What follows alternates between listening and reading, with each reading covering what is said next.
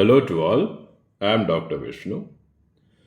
So, as you know very well, today I am turning 29, and I thought this is the best day to make a comeback both on my Instagram reel and also on my YouTube channel. Around 1 month back, I had actually announced that I will be starting a series on antimicrobial stewardship, a series of lecture videos. But due to some technical issues and personal stuff, I was not able to work on it or upload one. But I think that it's a blessing in disguise because now I'm back on this day, 6th December. So today in this video, this is going to be a bit detailed one, but it will give you an intro summary of antimicrobial stewardship. What are the basic things that you need to know? So, this can be helpful for any branch of medicine, anyone who is interested in antimicrobial stewardship. And why I stress on this topic is because I actually work in this field, but what interests me is the fact that antimicrobial stewardship is something that is not restricted to a particular department.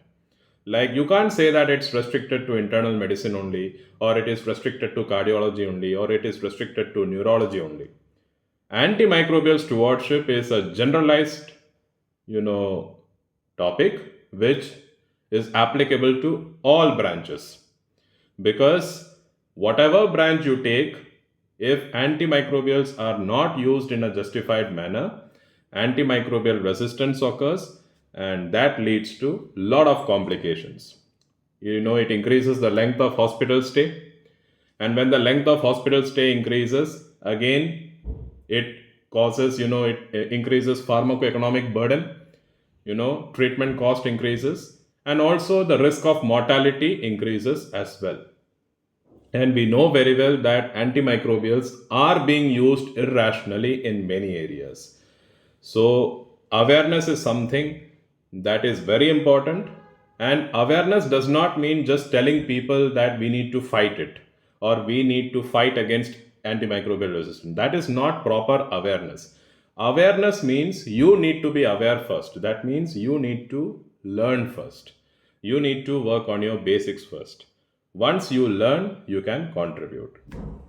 So, in this PowerPoint presentation of mine, I'll be talking about simple introductory stuff that you need to know. And in future videos, I'll be talking about individual antimicrobial classes. So, it can be antibiotics, it can be antifungal, it can be antiviral, whatever it is. And then you can get access to all of this free of cost. You don't have to pay any money. So make sure that you subscribe to my YouTube channel and obviously follow my Instagram page, which already has more than 1.9 lakh followers. So without wasting any time, let's begin. So in this video, I'm going to talk to you about antimicrobial stewardship basis, a very basic thing that whether you are a medico, whether you are a pharmacist, whether you are a nurse, or you belong to any branch of medicine, the basic things that you need to know. So I am Dr. Vishnu. I worked as an assistant professor in NIMS University. I worked as a clinical pharmacist in Artemis Hospital, Gurgaon. And I'm working as a clinical pharmacist right now in Fortis Memorial Research Institute in Gurgaon. So what can you expect from this presentation? Because when you are looking at my presentation, you might have some expectations. So just check it out whether it matches with what is being mentioned here or not. This presentation mainly aims at giving you a precise insight, because antimicrobial stewardship is a huge concept. So if I start talking about antibiotics, antifungals, antivirals, everything in a single presentation, it's going to be tremendously huge. So let's break it down into individual small videos, which I will be sharing with you in future days to come. So this presentation gives you a precise insight regarding the causes of antimicrobial resistance. What are the factors that you should keep in mind while selecting an antibiotic? What are the simple strategies to remember about antibiotics effectively? And it's a bonus for you. some amazing facts regarding antibiotics. So I'll hope that, this presentation will be informative for you.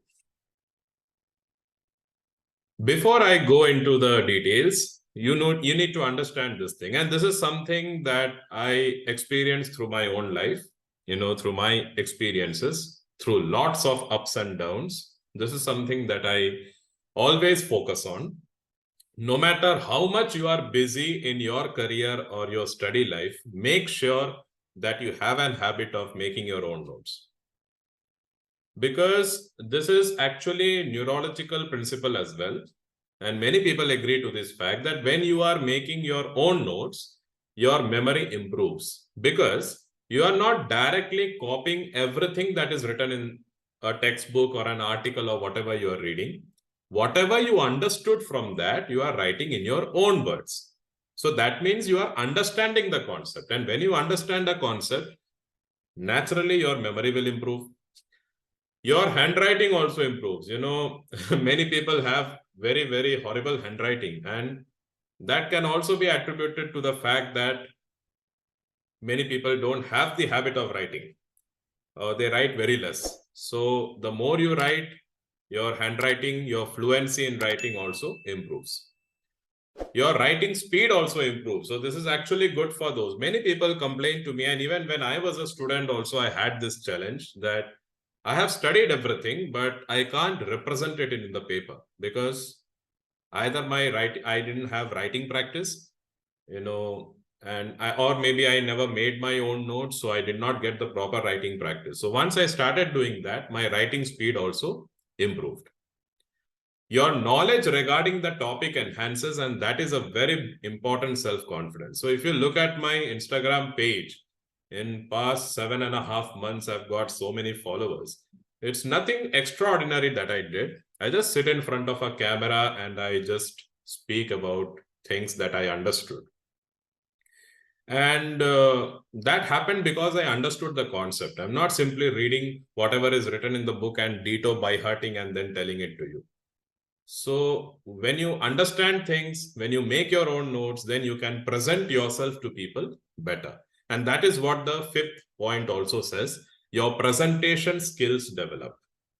So please make sure of this thing that no matter how busy your schedule is, even my schedule is also very busy.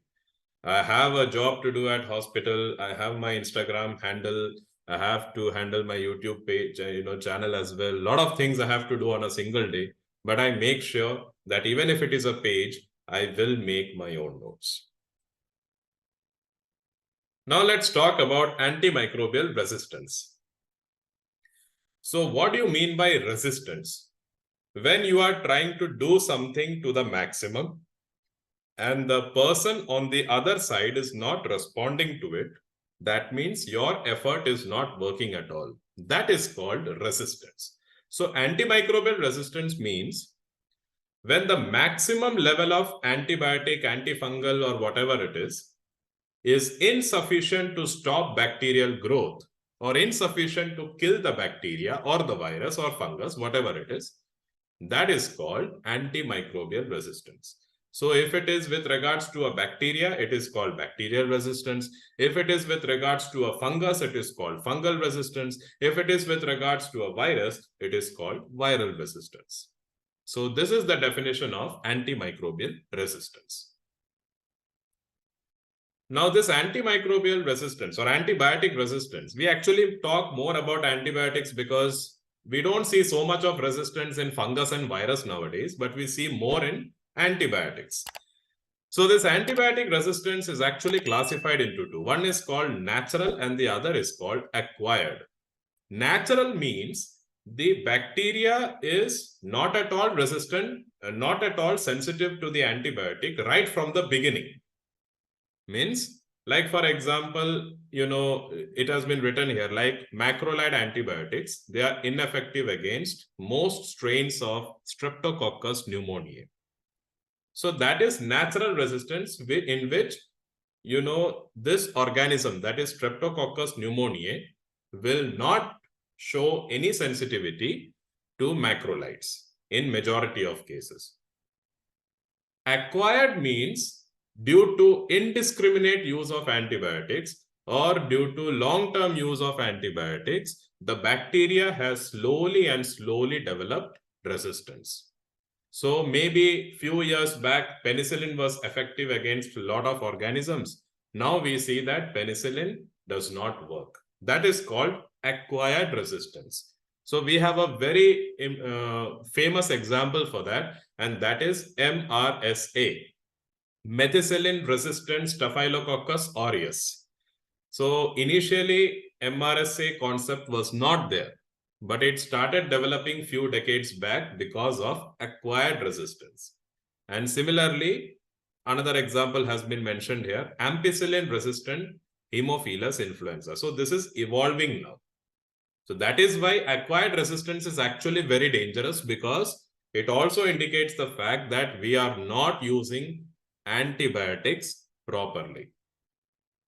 So rational use is something that we need to keep in mind. In natural resistance, we can't do anything. Okay, in natural resistance, we can't do anything. Like for example, maybe I'll give you an example like linezolid. Linezolid will not work against E. coli because E. coli is a gram-negative organism, and linezolid mainly works against gram-positive organisms. So that is an example of natural resistance. So against E. coli, we cannot give linezolid. We have to go for some gram-negative antibiotics.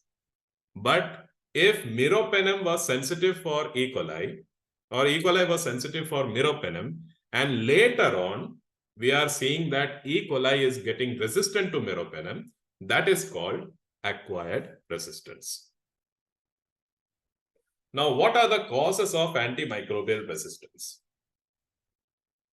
So we have two separate categories. One is called microbial causes, and the other is factors precipitating antimicrobial resistance, that is AMR. So let's talk about each factor in detail. So first we'll target microbial causes. So we have four causes here. One is genetic alterations concept, altered target concept, reduced accumulation concept, and enzymatic inactivation concept. So let's look into it one by one. Genetic alteration concept. So basically you need to understand, and this is very significant in patients who are suffering from viral infections, especially long-term viral infections like hepatitis and HIV. So in long-term use, the virus actually mutates. Okay, the genetic material mutates, and then the current antiviral which was being used becomes ineffective. Then you have to go for some other antiviral. So the DNA undergoes spontaneous mutation, so that causes antibiotic resistance. Okay, so this is called genetic alteration concept. Altered target concept. Now, what do you mean by target? Target is the site where the antibiotic comes and binds so that it can show its antibiotic effect. So if there is any change in that target due to any physiological change in that target, then the antibiotic will not be able to bind to it and will not be able to show its activity. So if there is a mutation in the target site of the antibiotic, or maybe if there is a mutation on the organism where on the site of the organism where the antibiotic should have been bounded, then that can lead to resistance. So for example, fluoroquinolones, their mechanism of action is they actually bind to DNA gyrase. They actually inhibit DNA gyrase, okay, of the bacteria. But if there is an alteration in the DNA gyrase enzyme to which the fluoroquinolones bind, so then in later on, fluoroquinolones will not be able to bind to it, will not be able to show its mechanism of action, and that can lead to resistance. Reduced accumulation. Now, what do you mean by accumulation? Accumulation means you are collecting something. Now, now there are two reasons mentioned here. One is reduced uptake and increased efflux.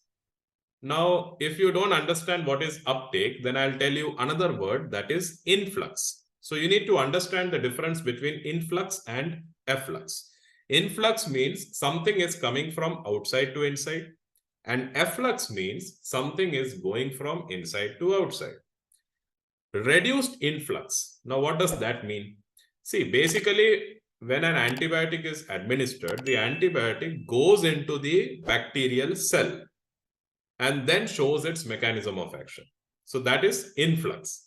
So if that influx does not happen due to any change in the bacterial cell wall or something like that, then obviously the antibiotic will not accumulate inside the organism. So that can lead to resistance. Another scenario is if the antibiotic manages to enter into the bacterial cell wall, but if the bacteria is pumping it out, efflux means throwing something from inside to outside. So if the bacteria is pumping it out, that is called efflux. So if you are having reduced influx or if you are having increased efflux, that can also lead to bacterial resistance. So for example, gram-negative organisms undergo alteration in the number and structure of pore-in channels. Actually, pore-in channels are those channels through which the antibiotic enters into the organism. So if there is any structural change in that pore-in channel, or if there is a blockade in the pore-in channel, the antibiotic will not be able to influx. So that leads to resistance in beta-lactam antibiotics. And there is another example, that is bacteroids. Bacteroids are actually anaerobes and they are very famous for causing gynecologic infections. So bacteroids, they promote the efflux of tetracycline. So tetracycline, even if they enter into the bacteroid will pump it out. That is why tetracyclines nowadays are ineffective in gynecologic infections, especially if it is because of bacteroids. Now let's talk about enzymatic inactivation concept. So in this, what happens is the organism will release certain enzymes. The bacteria will release certain enzymes which will break down the antibiotic. So we have a lot of enzymes like that. The most famous enzyme that we can talk about is beta-lactamase. And that is why we have beta-lactamase inhibitors nowadays. We have clavulanic acid, we have vaborbactam, which is a newer one now used in combination with meropenem. We have avibactam, ceftazidime avibactam. We have tazobactam. So these are all examples of, we have sulbactam also. So these are all examples of beta-lactamase inhibitors. So beta-lactamase is an enzyme which is released by the organism, which breaks down the chemistry or the chemical structure of the antibiotic, and then the antibiotic will become ineffective.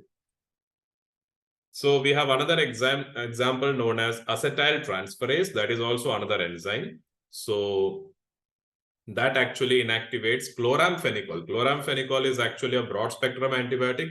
It is actually not very much used nowadays because of its notorious adverse effects. And it also inactivates aminoglycosides. So aminoglycosides, most commonly the one that we use nowadays is amikacin. And then we have the third one, that is esterases.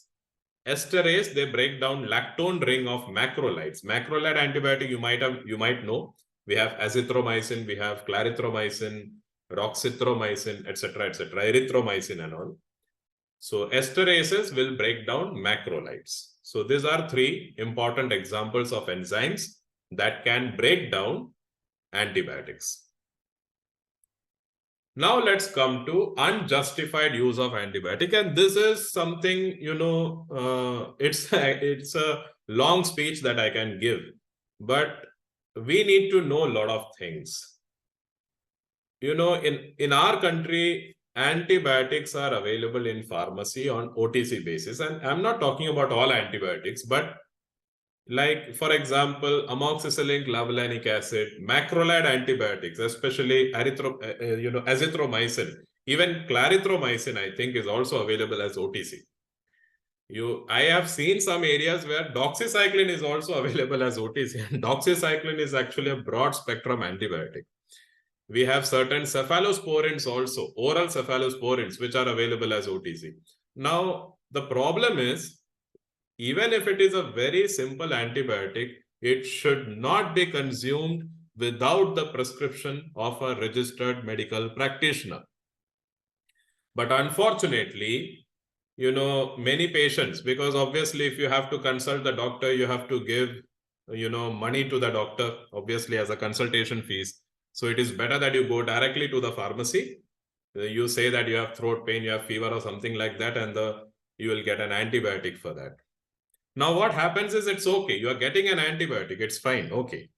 But after that, what happens is, many people, what they do is, if they take one dose and then they feel better, they think that now there is no need to take the remaining doses.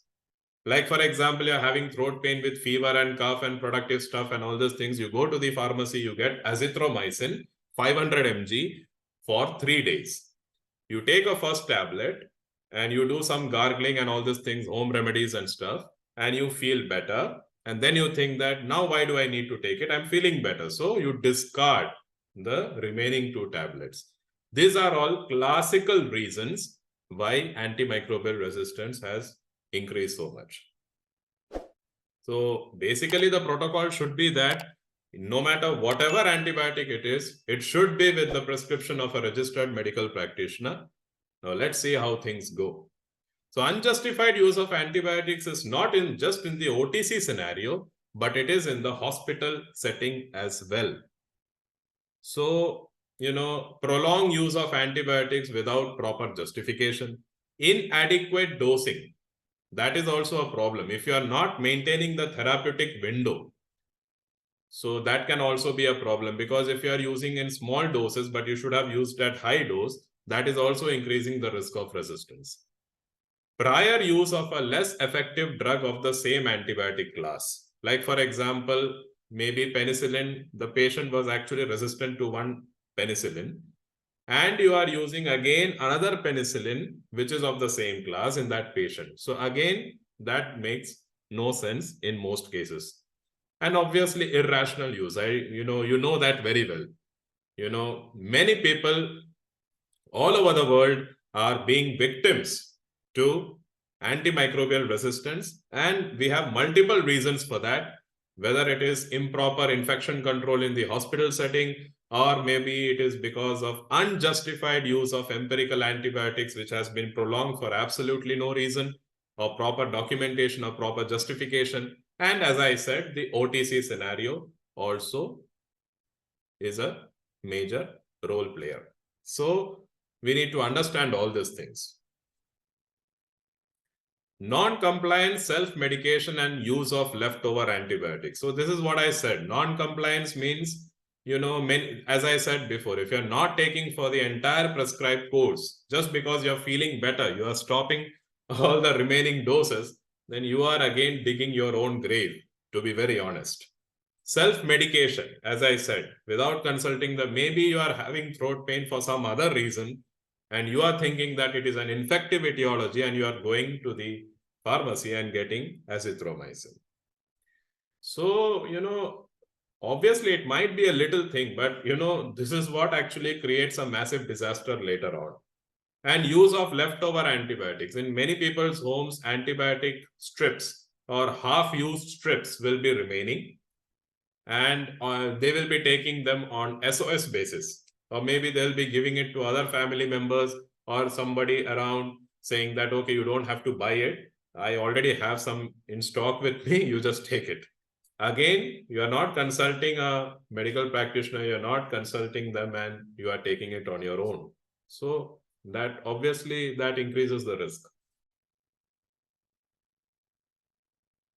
And obviously use in animal husbandry, aquaculture, and agriculture. So antibiotics are used there also. We have n number of stories and n number of documentaries on that.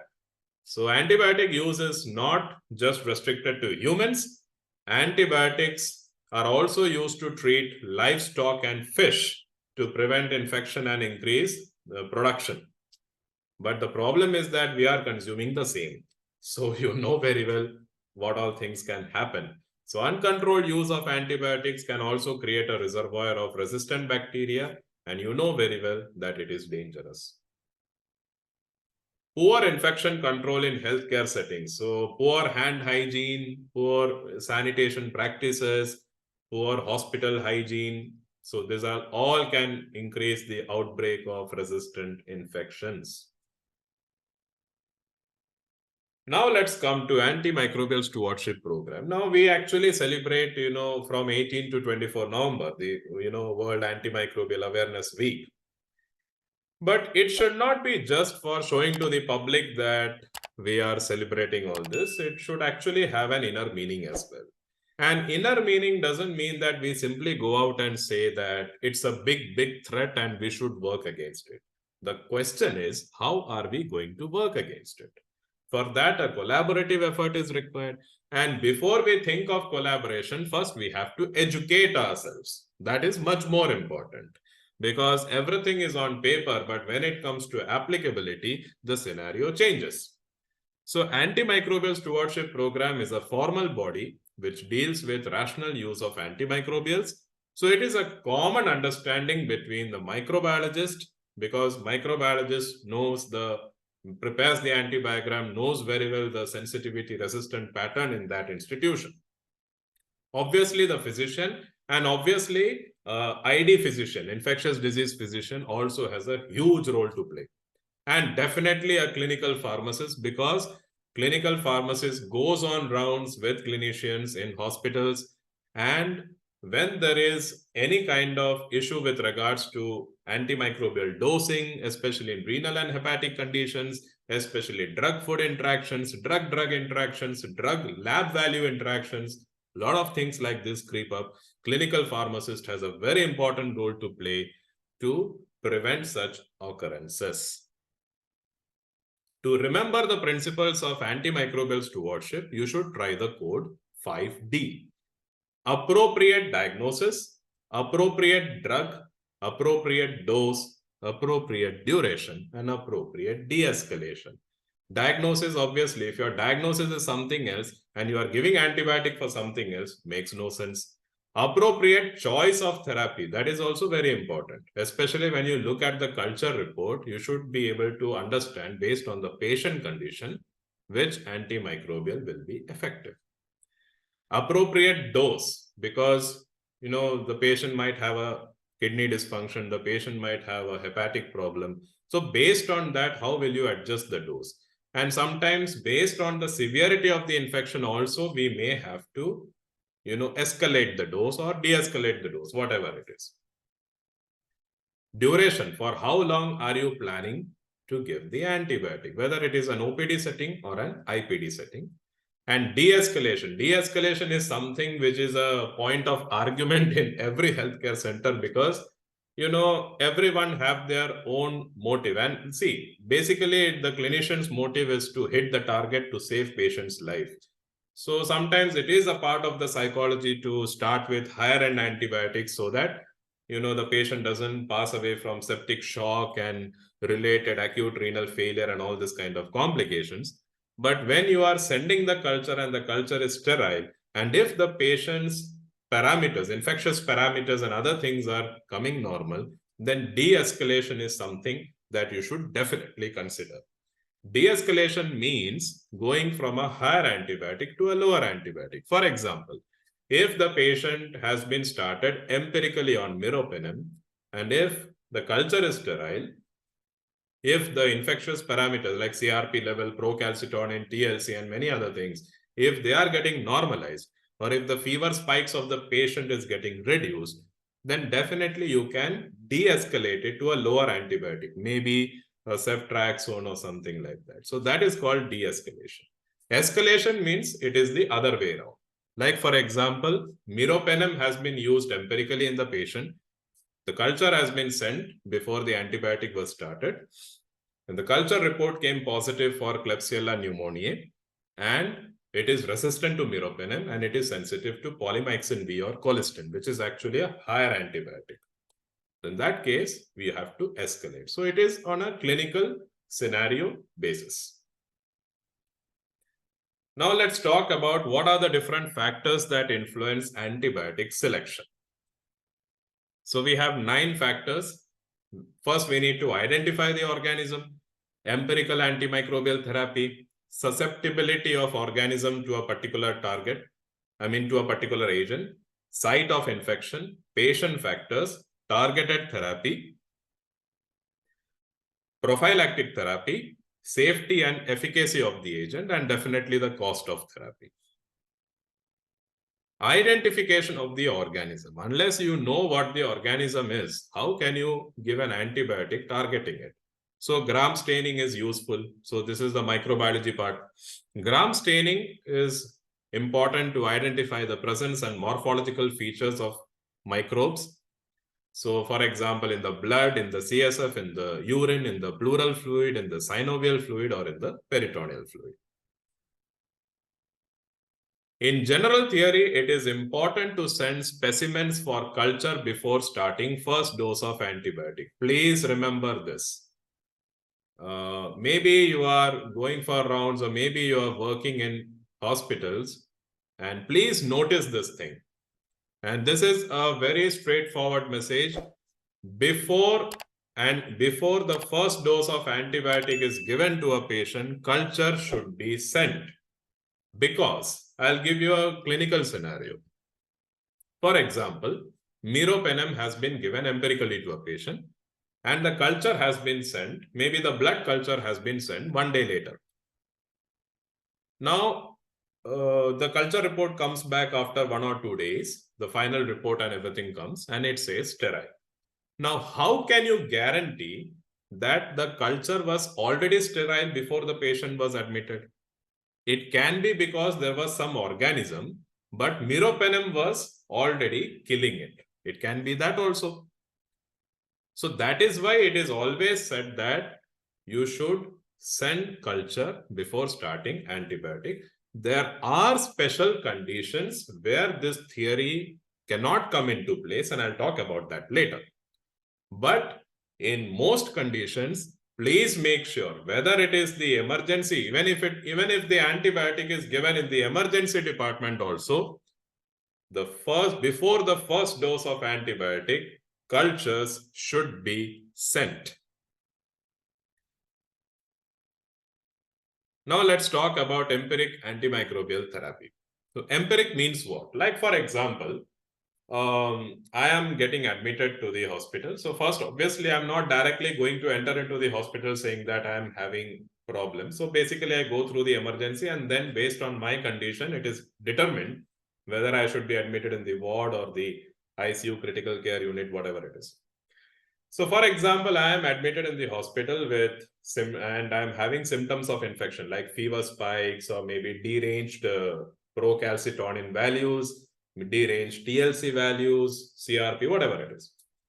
Now, obviously, when I'm going to the hospital, I'm not going to tell the clinician that in my urine, there is Escherichia coli, or in my blood, there is Acinetobacter baumannii, or in my ET culture, endotracheal culture, there is Klebsiella pneumoniae. Obviously, the doctor also doesn't know what is inside you. So, but at the same time, my condition is also getting serious. So what the doctor will do, the doctor will send the particular culture, and after that, the doctor will start an antibiotic, which will most likely cover maximum organisms. So it will be like a broad spectrum antibiotic or extended spectrum antibiotic. So if you are giving antibiotic to a patient, but you do not know what the organism is inside the body, that treatment is called empiric therapy. So it is actually defined as a range of microorganisms that respond. So it is actually, empiric's meaning is that only. So always remember, in vitro susceptibility does not guarantee in vivo efficacy. Now, this is very important when the culture report comes. We have seen cases in which, I'll tell you one scenario in which the blood culture came positive for E. coli. Meropenem was being used empirically in that patient. Okay, so before starting the first dose, the doctor actually had sent the culture. But when the culture came positive for E. coli, it was seen that meropenem was resistant. But the patient was responding to meropenem because the infectious parameters were improving, and the child, it was actually a pediatric patient, so the child was also improving. Means all the infectious thing, the child actually had septicemia, and all those things were improving. So, and we have seen the other way around also. Like we have seen that, cephaloperazone sulbactam was actually sensitive for E. coli. I mean, it was effective against E. coli as per the culture report. But when that cephaloperazone sulbactam was used in the patient's condition was only getting worse, means it was not working. So it is all a clinician judgment. It is actually a collaborative decision. It's like a discussion with the microbiologist, clinical pharmacist, and obviously the ID physician and the healthcare team. And then the proper antimicrobial has to be administered. In a critically ill patient, delay in administering antibiotic could prove fatal. That is what I actually told you. Like, for example, if I am coming with, symptoms of sepsis and all this, now the doctor cannot wait for the culture report to come. It takes a lot of time for the culture report to come. By that time, I may pass away. So the doctor will first send the culture and then immediately start a broad spectrum antibiotic.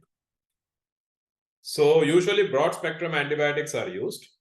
Empiric therapy should be substituted with narrow spectrum antibiotics within 48 to 72 hours as per culture and sensitivity report. So based on the report, you should think about de-escalation.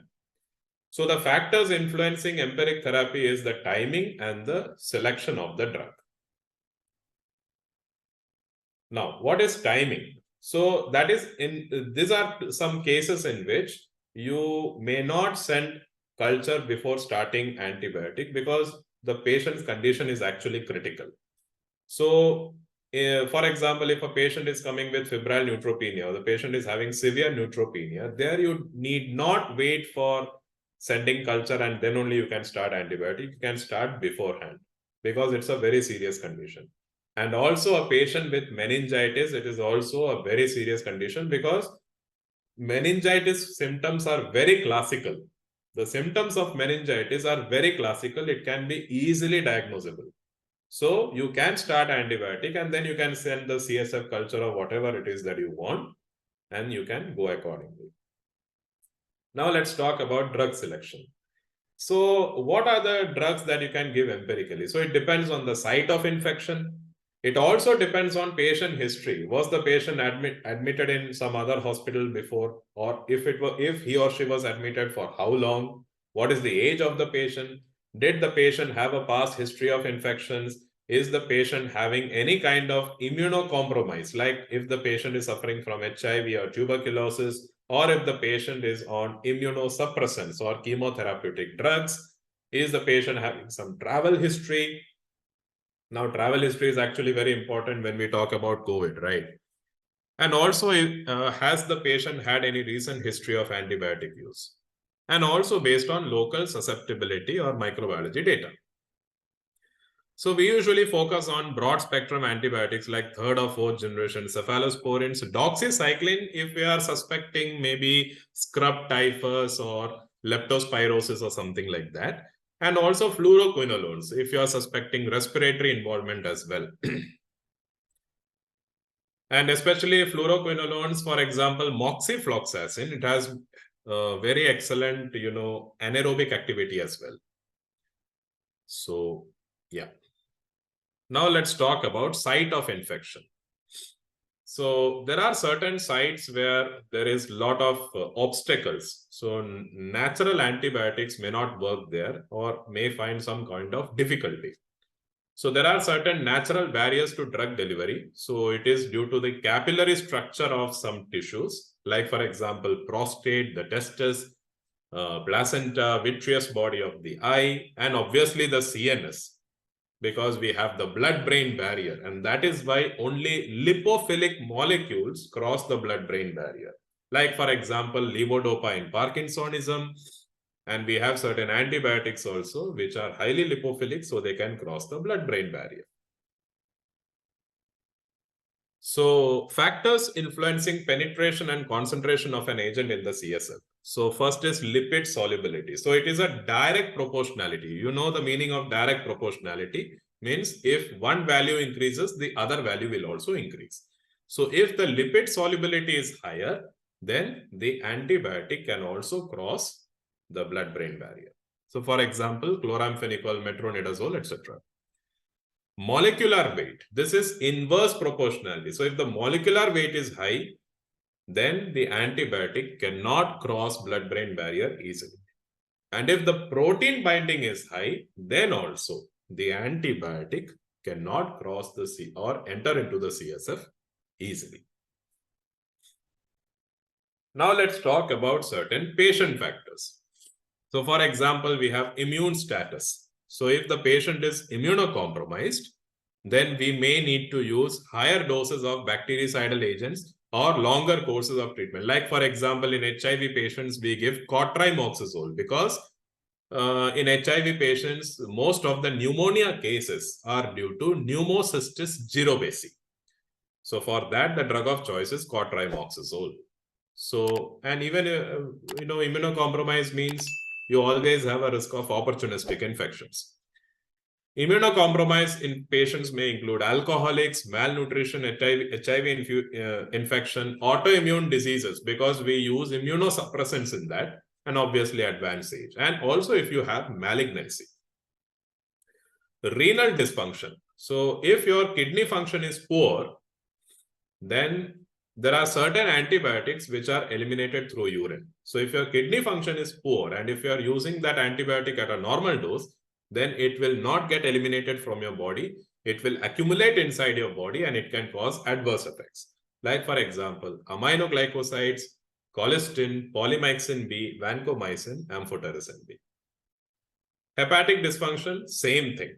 So there are certain antibiotics that are eliminated through bile. For example, ceftriaxone, cefoperazone, etc. We have erythromycin, doxycycline, etc. So if these medicines are used in normal dose and your liver is very, very dysfunctional, then they may accumulate in your body and cause adverse effects. So dosage adjustment in hepatic dysfunction is required for these antibiotics: erythromycin, doxycycline, cotrimoxazole, chloramphenicol, and also cefoperazone sulbactam. Poor perfusion. So perfusion means blood circulation. So if there is reduced circulation to a particular area, then antibiotic also will not work because antibiotic is also going through that bloodstream, right? So for example, lower limbs of a diabetic patient. You have heard about diabetic foot infections, right? And you know very well that in diabetes, lower limbs, the blood supply gets reduced. So that also increases the risk of, diabetic foot infections. That is another thing that we have clindamycin, we give linezolid, and all these antibiotics. They are drug of choice for this because they have anaerobic coverage and all these things. But just I'm telling you. Age is also a factor. In newborns, the renal and hepatic elimination processes are poor, so that can increase the risk of toxicities. And that is why sulfonamides, if you are using in neonates, it can increase the risk of kernicterus. Bilirubin will cross the blood-brain barrier and enter into the CNS. So because the functional capacity of kidney and liver in neonates and newborns are very, very compromised. Avoid tetracyclines or quinolones in young children because it affects bone growth and joints respectively. Especially below the age of 8, you should avoid tetracyclines because it can cause problems with your teeth. In elderly patients also the same thing. As young patients, elderly patients also, they are with increasing age, your organs can get weaker. So that can also increase the risk of adverse effects of antibiotics. Now let's talk about pregnancy and lactation. You know very well there are a lot of antibiotics that should not be used in pregnancy. Example, aminoglycosides, fluoroquinolones, tetracyclines. These are all very, very dangerous agents to be used in pregnancy. Many antibiotics, they cross the placental barrier. They enter the nursing infant via breast milk. That can be dangerous. Now let's talk about targeted therapy. So I said, what is empiric? So now when the culture report comes, now for example, empirically, meropenem was given to me. Now the culture report has come, and in the culture report, it is showing E. coli, and you will see a lot of antibiotics and their sensitivity and resistant pattern. I'll tell in detail in a separate video how to read a culture report and all those things. But usually when you read a culture report, you will find three terms. One is called S, one is called I, and the other is called R. So the mnemonic you can remember as SIR. S-I-R. S stands for sensitive, I stands for intermediate, R stands for resistant. S means you can use the antibiotic easily. I means intermediate, it is 50-50. So you may have to increase the dose of the antibiotic so that it works. And R means resistant. That means no matter how much you increase the dose, it's not going to work. So based on the culture report, when you are hitting the target, what is the target? The target is the bacteria. When you are hitting the target with an antibiotic, it is called targeted therapy. So for example, in the blood culture, it has come E. coli. Meropenem is effective according to the culture report for E. coli. So now the clinician has stopped ceftriaxone and started meropenem. That is called targeted therapy. It is also known as definitive therapy. So this is an example that I wish to show. So in this patient, meropenem was given empirically. The ET culture was actually sent. The culture came positive for Klebsiella pneumoniae, which is actually resistant to, meropenem, as you see. And that is why meropenem was stopped. And based on the culture report, ceftriaxone EDTA sulbactam was sensitive. So that has been given as targeted therapy. Prophylactic therapy means actually it is of two types. So here I'll talk about surgical antibiotic prophylaxis. Another type of prophylactic therapy I have already said in my Instagram reel, so please check it out. So basically, you know very well that the skin consists of numerous organisms. Even if you look at your skin right now, there will be a lot of organisms which you can't see. And the most common organism that is found is Staphylococcus, which is also responsible for acne and all these things, whatever. Basically, prophylactic therapy means that before the surgical procedure, what happens is, as you know very well that on your skin, there are a lot of organisms, and the most common organism that is found is Staphylococcus.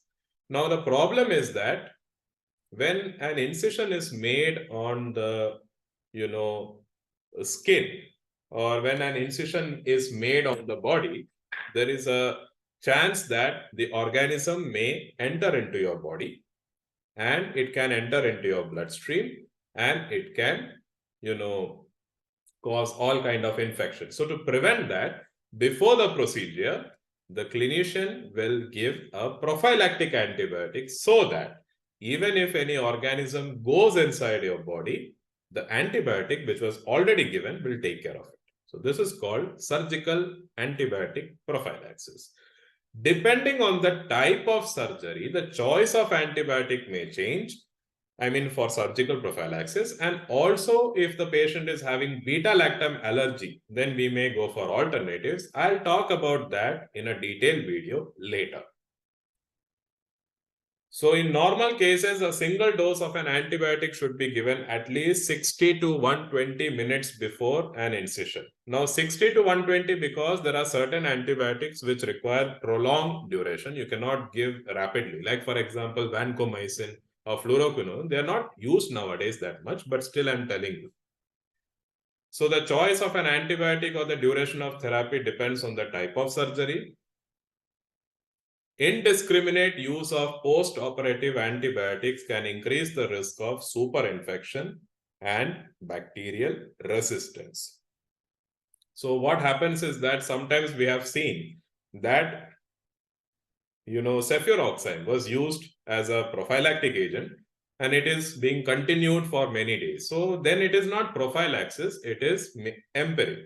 So you need to talk to the clinician and get, you need to talk to them and you need to discuss with them as in why they are continuing the duration for so long. What is the justification behind it? So if prophylaxis is to be used for more than 24 hours, not just 24, it can be 48 hours also, or maybe 72. It depends on individual hospital policy. It should be clearly documented along with reasons in clinical notes. Cost of therapy. This is very important. That is why I said that rational use of antibiotics is so important. Many antibiotics show similar efficacy against microorganisms but vary widely in cost. So these are certain antibiotics which are actually effective against Staphylococcus aureus. But if you look at the cost, daptomycin is the costliest. So this is also something that you need to know. Now let's talk about determination of antimicrobial susceptibility and rationality. So we have 5 parameters. One is called minimum inhibitory concentration. One is called minimum bactericidal concentration. One is called concentration dependent killing.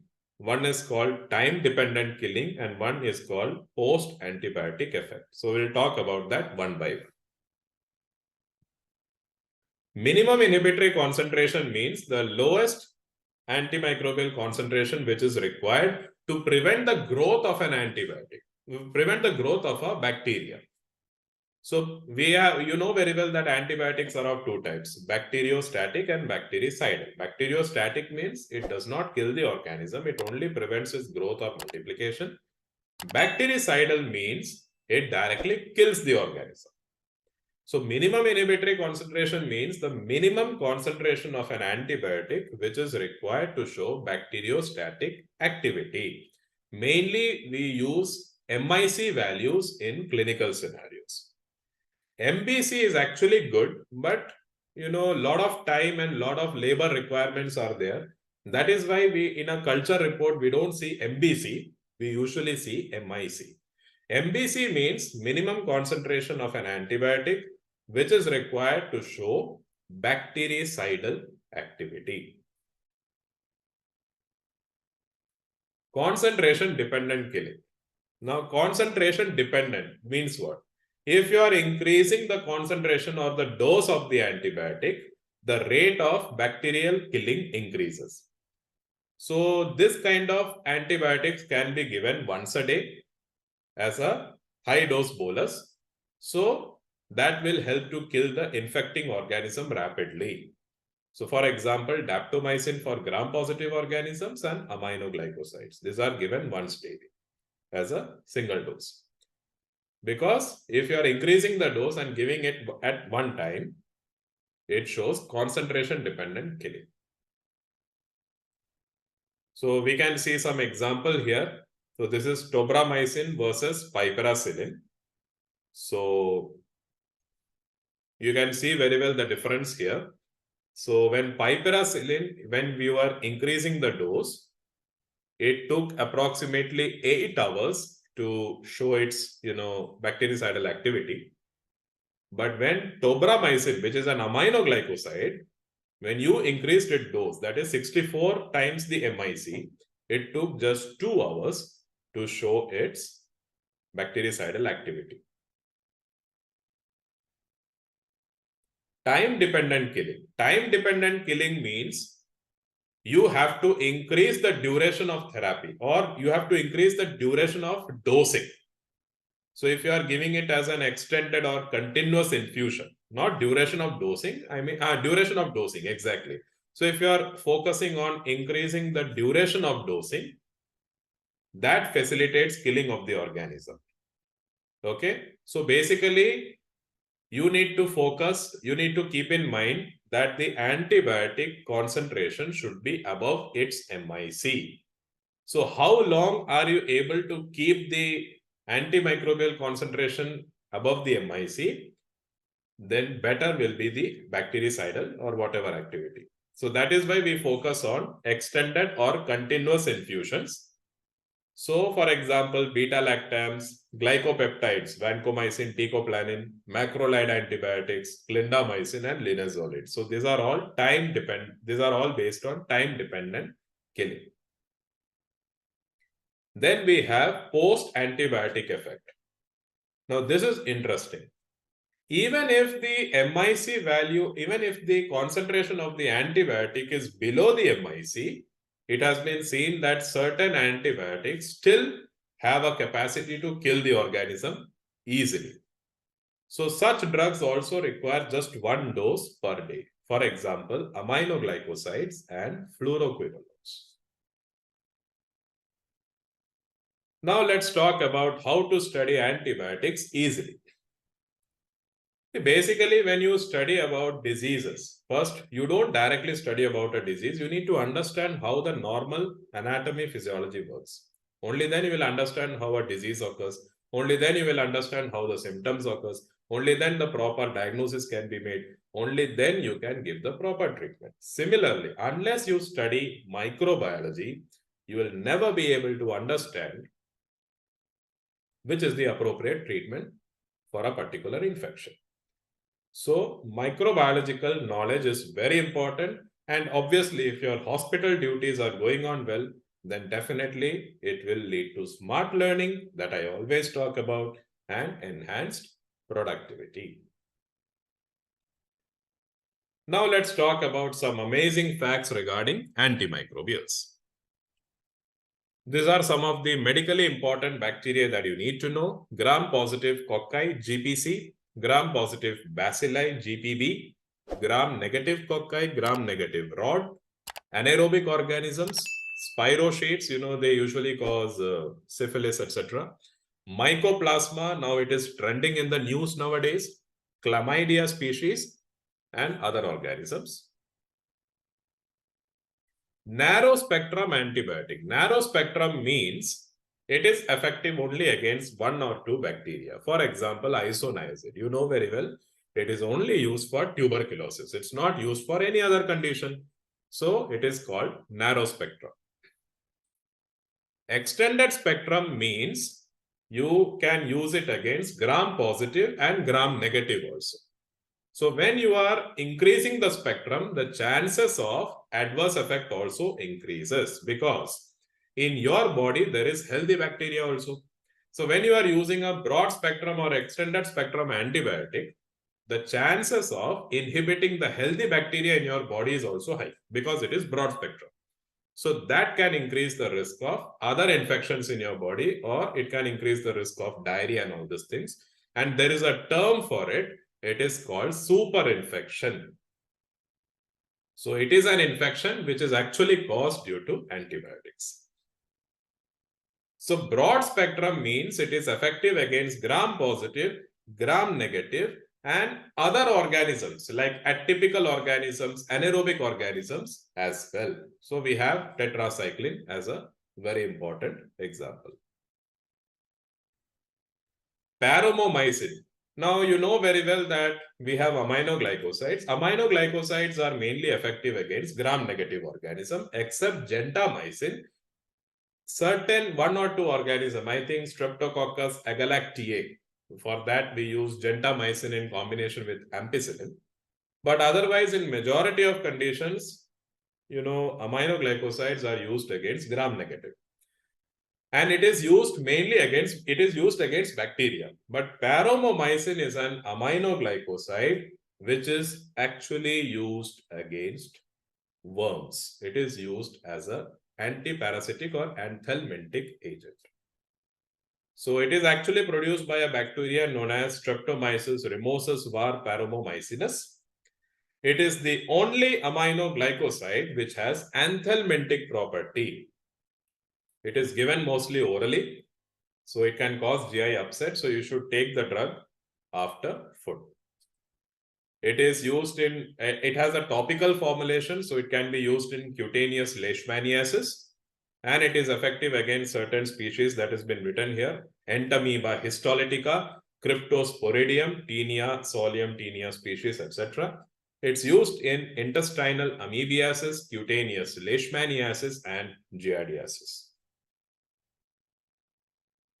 Now, this is another interesting fact about empirical therapy. Now, the choice of agent can also depend on, association of organism in a given clinical setting. For example, if it is the spinal fluid of a newborn, The organism that can be found will be Streptococcus agalactiae. In that condition, you should use penicillin G. But if it is the spinal fluid of a 40-year-old patient, it is most likely to be Streptococcus pneumoniae. And in that condition, the same penicillin G will not work. You should focus on ceftriaxone or vancomycin. Now, this is the last part. It's an amazing fact about linezolid. Linezolid is mainly effective against gram-positive, and it is usually bacteriostatic in nature, but it is bactericidal against most strains of Streptococcus pneumoniae. So it is bacteriostatic against Staphylococcus aureus and Enterococci, but it is bactericidal against most strains of Streptococcus pneumoniae. So that's it about my detailed presentation on an introduction into antimicrobial stewardship, that basic things that you need to know. I hope this presentation has been informative for you. So, hey guys, this is all about Introduction to MS, which I prepared and presented in front of you. I hope this video was informative for you. If you have watched this video, please do let me know in the comment section, your views regarding my presentation, because it will give me a confidence that yes, whatever I am saying you are able to understand, regardless of whichever branch of medicine that you belong to. It's not very easy to make videos like this because I have my own work schedule.